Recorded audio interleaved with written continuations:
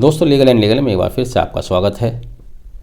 उत्तर प्रदेश के urban bodies के चुनाव होना ड्यू है, लेकिन वह कानूनी दांवपेच में उलझ गए हैं। राज्य सरकार द्वारा नोटिफिकेशन जारी कर आरक्षित सीटों का विवरण प्रकाशित किया गया था।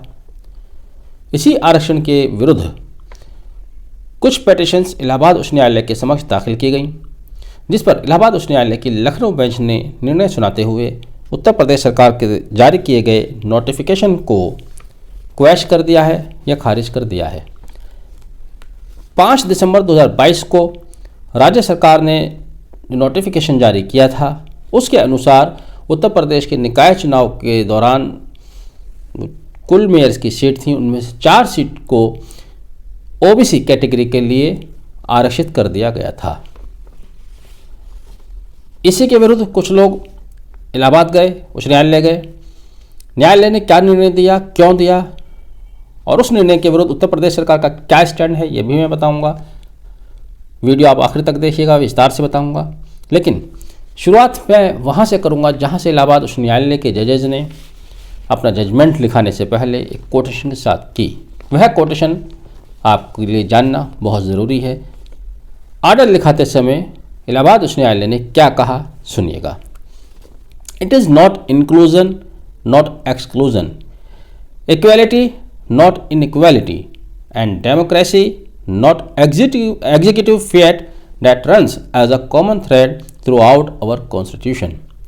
In a society as diverse as ours, it has been the endeavor of our constitutional courts to further strengthen this thread. यहाँ से इलाहाबाद उच्च न्यायालय आगे बढ़ता है। इलाहाबाद उच्च न्यायालय का कहना था कि राज्य सरकार द्वारा जारी किया गया नोटिफिकेशन जिसमें जिस तरह से आरक्षण दर्शाया गया है, वह सुप्रीम कोर्ट द्वारा दी गई व्यवस्था का उल्लंघन है या उसका अवहेलना है या उसको नज़रअंदाज किया गया है। यहाँ आपको यह भी जानना ज़रूरी है कि सुप्रीम कोर्ट द्वारा साल 2021 में विकास किशन राव गावली बनाम स्टेट ऑफ महाराष्ट्र राज्य के वाद में आरक्षण निर्धारित करने के लिए राज्य सरकारों के लिए एक गाइडलाइन जारी किया गया था, जिसे ट्रिपल टेस्ट फॉर्मेलिटी कहते हैं। तो इसी ट्रिपल टेस्ट फॉर्मेलिटी का राज्य सरकार द्वारा पालन नहीं किया गया। यह लोगों का कहना था, पिटिशनर्स का। करीब 93 पिटिशंस थी और यही बात इलाहाबाद उच्च न्यायालय ने भी अपने आर्डर में कही है और कहा है कि अब ऐसी स्थिति में बिना आरक्षण के चुनाव संपन्न कराए जाएं, जिसके लिए राज्य सरकार तैयार नहीं है। राज्य सरकार ने तुरंत बयान जारी कर कहा कि वह एक समिति का गठन करेंगे और संभव होगा तो उच्च न्यायालय के आदेश के विरुद्ध सुप्रीम कोर्ट जाएंगे, और उन्होंने ऐसा किया भी। उत्तर प्रदेश सरकार द्वारा इलाहाबाद उच्च न्यायालय के आदेश के विरुद्ध उच्चतम न्यायालय के समक्ष पिटीशन फाइल कर दी गई है। कल से जब कोर्ट्स रेगुलर होंगी तो इस पर हियरिंग होगी।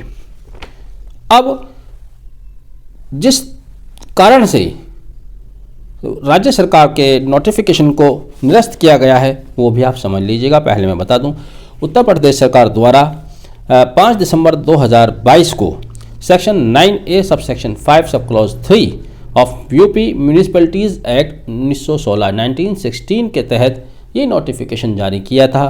साथ ही पिटिशनर्स द्वारा एक और नोटिफिकेशन चैलेंज किया गया था, जो कि 12 दिसंबर को उत्तर प्रदेश सरकार द्वारा जारी किया गया था, जिसमें राज्य सरकार ने कहा था कि सभी निकायों के bank accounts respective DM handle करेंगे, वह अपने अकाउंट खुद होल्ड करेंगे।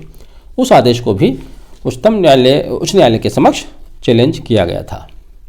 अब आते हैं ट्रिपल टेस्ट फॉर्मेलिटी। जैसे कि मैंने बताया कि विकास किशन राव गावली बनाम महाराष्ट्र राज्य में सुप्रीम कोर्ट ने एक गाइडलाइन जारी किया गया था। उसमें सुप्रीम कोर्ट ने जो ट्रिपल टेस्ट फॉर्मेलिटी निर्धारित किए थे वह क्या थे।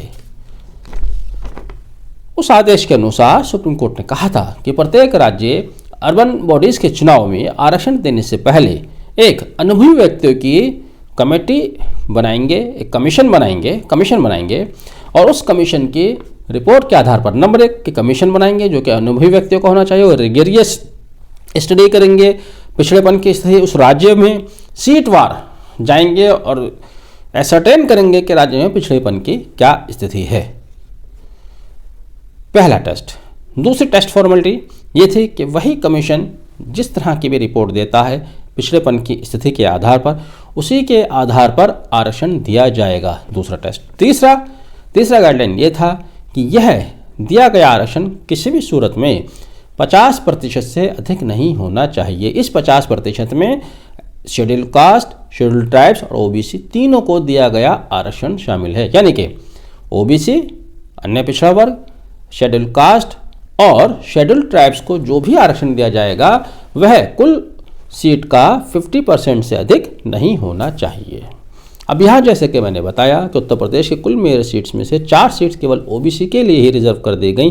फिर एससी और एसटी को कितनी सीट्स दी जानी हैं, इसको लेकर यहाँ पेच अड़ा और इसी वजह से हाईकोर्ट के समक्ष रिट पिटीशन फाइल की गई। कुल मिलाकर इलाहाबाद उच्च न्यायालय ने अपने जजमेंट के द्वारा उत्तर प्रदेश सरकार के जारी 5 दिसंबर की नोटिफिकेशन को क्वैश कर दिया है और उन्होंने तो आदेश दिया था कि उत्तर प्रदेश सरकार बिना आरक्षण के चुनाव कराए, क्योंकि उन्होंने सुप्रीम कोर्ट द्वारा दिए गए दिशा निर्देश का पालन नहीं किया। लेकिन उत्तर प्रदेश सरकार भी हार नहीं मानने वाली थी।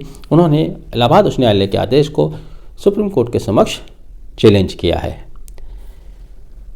12 दिसंबर का जो आदेश राज्य सरकार ने जारी किया था कि 12 दिसंबर के बाद से सभी डीएम बैंक अकाउंट खुद होल्ड करेंगे, सभी निकायों के रेस्पेक्टिव डीएम।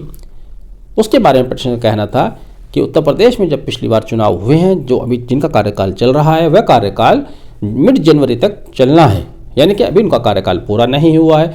तो ऐसे में 12 दिसंबर से डीएम अगर चार्ज ले लेते हैं तो यह भी उनके कार्यकाल को बीच में ही इंटरप्ट करना है, वह भी गैर कानूनी है। अब 2 जनवरी के बाद से कोर्ट्स रेगुलर हो जाएंगी, सुप्रीम कोर्ट में सुनवाई होनी है। जो भी निर्णय आएगा, ऐतिहासिक निर्णय तो होने वाला है, लेकिन इस सब के बीच में निकाय चुनाव एक विवादों में फंस गए हैं। बहरहाल आपने वीडियो आखिर तक देखा। Thank you, have a nice day.